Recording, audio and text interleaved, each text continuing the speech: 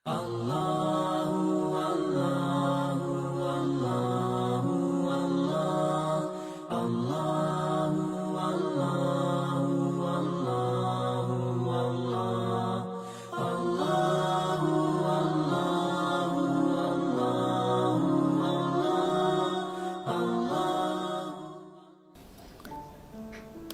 sebenarnya tentang masalah rumah tangga kita harus memahami betul. Rumah tangga itu bukan anak tangga untuk mencari kebahagiaan, tetapi rumah tangga itu merupakan anak tangga untuk beribadah kepada Allah Subhanahu wa taala. Banyak mereka yang tidak ditakdirkan bahagia di dalam rumah tangganya, tetapi mereka mendulang pahala yang begitu besar di sisi Allah. Bukankah Nabi Lut itu tidak bahagia ketika beliau menikah dengan wanita yang tidak taat perintahnya? Bukankah Nabi Nuh juga diuji dengan istrinya?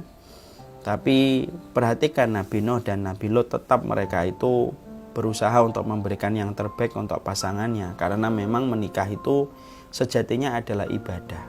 Berarti ketika menikah itu ibadah, berarti bukan masalah menang dan kalah.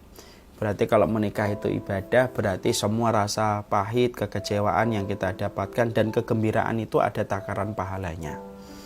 Kita ini terkadang suka sekali mengatakan nikah itu ibadah, tapi tidak paham tentang konsekuensi dari perkataan menikah itu ibadah.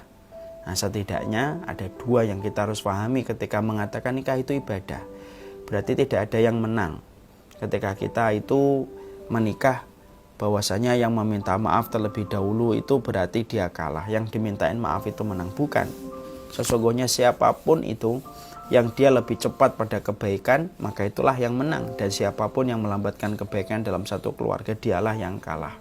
Tapi yang sejatinya bahwasanya ridha Allah itu penting. Yang kedua, menikah itu ibadah. Yang kita harus pahami konsekuensinya itu apa? Ya, semua kegetirannya, ujiannya, kegembiraannya, keceriaannya akan mendapatkan porsi pahala di sisi Allah Subhanahu wa taala. Dan menikahlah bukan karena cinta, tapi menikahlah karena Allah. Dimana ketika kita menikah karena Allah, ibadah kita harus bertambah, ilmu kita harus bertambah, ketakwaan kita harus bertambah, ketaatan kita juga harus bertambah. Karena seseorang yang sudah menikah karena Allah, kalau cintanya berkurang Allah tambahi, kalau sayangnya itu berkurang dan menipis maka Allah yang menebalkan. Wallahu a'lam bishawab. Semoga Allah senantiasa memberikan keberkahan dalam setiap keluarga kita. Jangan pernah lupa untuk selalu meminta petunjuk kepada Allah dan meminta kekuatan dari Allah Subhanahu wa taala.